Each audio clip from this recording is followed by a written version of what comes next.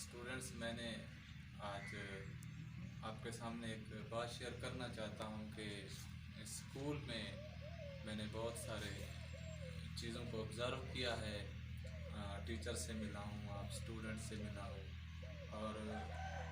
बाकी तमाम चीज़ें मैंने देखी हैं कि स्कूल की लोकेशन क्या है, उसकी बिल्डिंग की क्या पोजीशन है, इसका प्लेग्राउंड की क्या पोजीशन है, इसमें जो ग्रासी एरिया है जहाँ पे ग्रास लगा हुआ है, घास लगा है, उसकी क्या पोजीशन है, स्कूल में प्लांटिंग किस तरह की जा रही है, और उस हवाले से स्टूडेंट्स कैसे किस तरह एक्टिव हैं, स्टूडेंट्स की जो यूनिफॉर्म है उस पर कैसे वो अमल कर रहे हैं, उनकी अटेंडेंस क्या है, स्कूल की बिल्डिंग के क्या मसाइल हैं, प्लेग्राउंड के टीचर्स की जो एबिलिटी है वो किस तरह की है, टीचर स्टूडेंट्स की जो डिफ़िकल्टीज़ हैं उनको समझ रहे हैं या नहीं, अगर नहीं समझ रहे तो वो कैसे समझ सकते हैं, स्कूल की बिल्डिंग अगर ख़राब है तो वो किस तरह से उसे ठीक कर सकते हैं, प्लेग्राउंड पे हम कैसे काम कर सकते हैं। तो बहुत सारी चीज़ें हैं जैसे एक्शन प्लान के हवाले से जो कि मैं आपके सामने पेश करना चाहूँगा। सबसे पहले मैं अपना तारफ़ करा दूँ कि मैं my name is Mohammad Ramzan, son of Qadir Bakhsh. तो हमारा जो मेन प्रॉब्लम है, स्टेटमेंट ऑफ द प्रॉब्लम इस एक्शन प्लान में, क्योंकि सबसे बड़ा हमारा मसला है वो क्या है, क्योंकि मैंने यहाँ पे लिखा है। तो first thing is school building. जिस तरह हमारे स्कूल की जो बिल्डिंग है, वो इमारत है, काफ़ी पुरानी है, इस पे मसाइल हैं, काफ़ी चीज़ें जो है इसमें टूट फूट का शिकार हैं। तो ये हमारा एक स्कूल में बहुत बड़ा मसला है। तो दूसरी चीज़, हमारे पास प्ले ग्राउंड है तो सही हमारा प्ले ग्राउंड, लेकिन उसकी सूरत हाल इस तरह की है कि उसमें इतना ग्रास नहीं है, स्टूडेंट्स वहाँ पे खेल नहीं सकते, वो इस काबिल नहीं है कि वहाँ पे खेल सकें, क्योंकि ग्राउंड की जो पोजीशन है वो इतनी अबतर है। तो उस हवाले से भी डिस्कशन करनी है। उसके बाद हमारे टीचर्स के जो एबिलिटी है वो स्टूडेंट्स को किस तरह से चेक कर रहे हैं, स्टूडेंट्स को किस तरह से ऑब्ज़र्व कर रहे हैं, किस तरह से पढ़ा रहे हैं। तो मैंने जो ऑब्ज़र्व किया है as a teacher, as a trainee यहाँ पे, तो एक मसला वो भी है कि हमारे टीचर आसानी से स्टूडेंट्स की जो है साइकोलॉजी, उनकी जो साइकी है उसको नहीं समझ सके। उसके बाद हमारा मेन ऑब्जेक्टिव जो है इस एक्शन प्लान को बनाने का, मैंने तमाम चीज़ें यहाँ पे पहले लिखी हैं ताकि आप आसानी से समझ सकें। तो सबसे मेन जो बिल्डिंग, प्लेग्राउंड और टीचर एबिलिटी जो है, इन प्रॉब्लम्स के अलावा हमारा मेन जो ऑब्जेक्टिव है वो ये है कि स्टूडेंट्स की अटेंडेंस नहीं है। जिस तरह ये देहात का स्कूल है और अवेयरनेस भी नहीं है पेरेंट्स को ज़्यादा से ज़्यादा, जो कि होनी चाहिए। और as a trainee, as a teacher, मैंने जहाँ यहाँ पे जो चीज़ें ऑब्ज़र्व की हैं, तो उसमें सबसे मेन जो स्टूडेंट्स का मसला है उनका शॉर्टेज ऑफ अटेंडेंस है।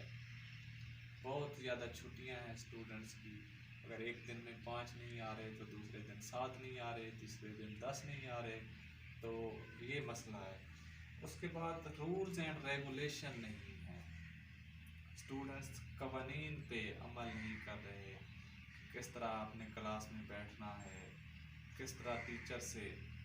आपने सीखना है, किस तरह टीचर से आपने बात करनी है, किस तरह क्वेश्चन करना है, ठीक है, किस तरह आपने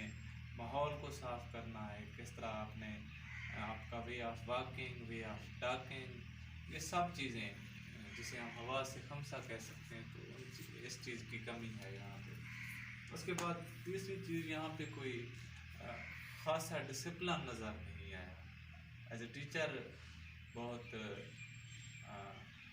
दुख के साथ, बहुत अफसोस के साथ मैं ये कहना चाहूँगा कि टीचर स्टूडेंट्स का जो डिसिप्लिन है जिस तरह होना चाहिए वो उस तरह नहीं है। उनको एक अच्छे डिसिप्लिन के साथ यहाँ पे रहना चाहिए,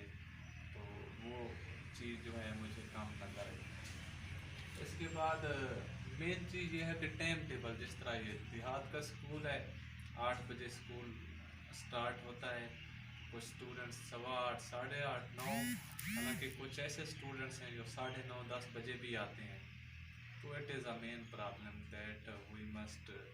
कीप इन माइंड कि ये इस मसले को, ये एक मसला है, इसको हम कैसे हल कर सकते हैं। तो हमारी स्ट्रेटजीज़ हैं, मैंने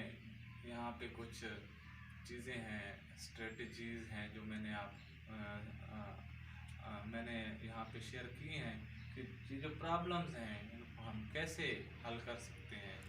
किस तरह इन पे हम काबू पा सकते हैं। तो वैसे तो बहुत सारी चीज़ें, जिस तरह मसाइल काफ़ी हैं, बहुत सारी चीज़ें माइंड में आती हैं कि हम इनको कैसे सेट कर सकते हैं। तो उनमें पहली चीज़ जो है वो ये है कि इम्प्रूवमेंट ऑफ अटेंडेंस, स्टूडेंट्स की जो अटेंडेंस है, उनकी जो हाज़िरी है, उसको बेहतर से बेहतर बनाया जाए, स्टूडेंट्स की हाज़िरी को बेहतर बनाया जाए। हमारे जो स्टूडेंट्स हैं उनकी रेगुलरिटी जो है वो ज़्यादा से ज़्यादा हो, ताकि वो उनका रिज़ल्ट भी अच्छा हो, उनके अंदर बाकायदगी भी हो, इससे बहुत ज़्यादा फ़ायदा होगा। तो इस मसले पे हम कैसे फोकस कर सकते हैं,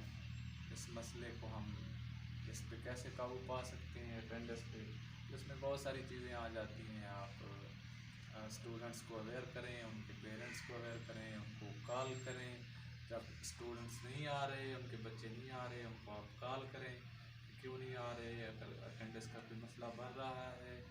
अगर उनकी अटेंडेंस स्कूल में नहीं लगाएगी, कोई टीचर नहीं लगा रहा, तो वो क्यों नहीं लगा रहा, क्या मसला है, उन सारी चीज़ों पे हमें ध्यान देना होगा। उसके बाद रूल्स एंड रेगुलेशन, जिस तरह मैंने कहा कि रूल्स एंड रेगुलेशन की कमी है स्टूडेंट्स को, उनका way of talking, way of walking, way of sitting, standing,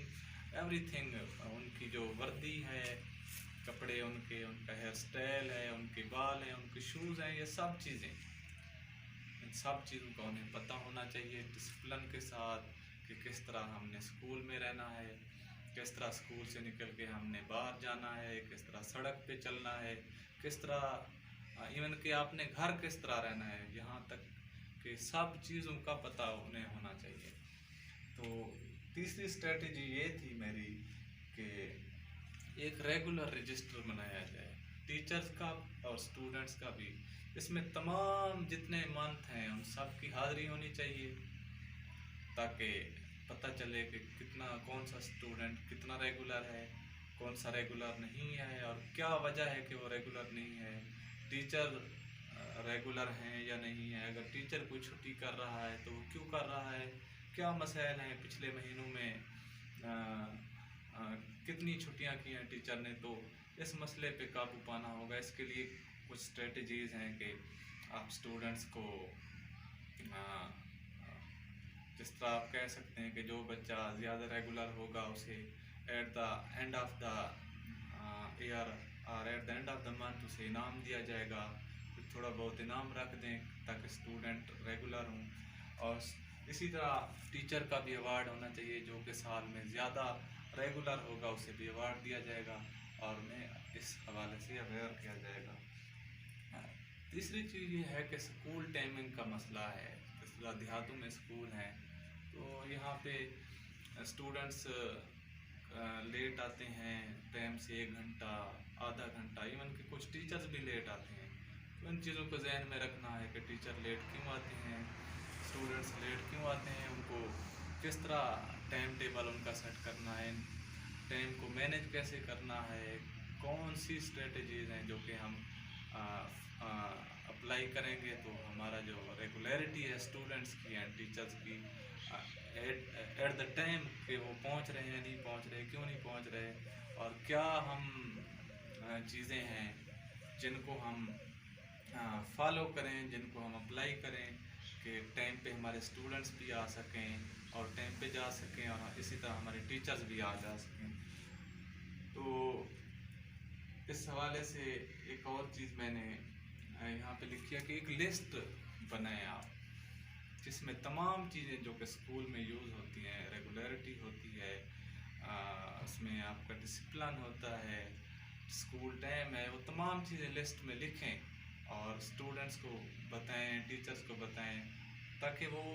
daily उन चीज़ों से अवेयर हों और उन पे अमल कर सकें। उसके अलावा चेक एंड बैलेंस, जो कि मेन पार्ट है इस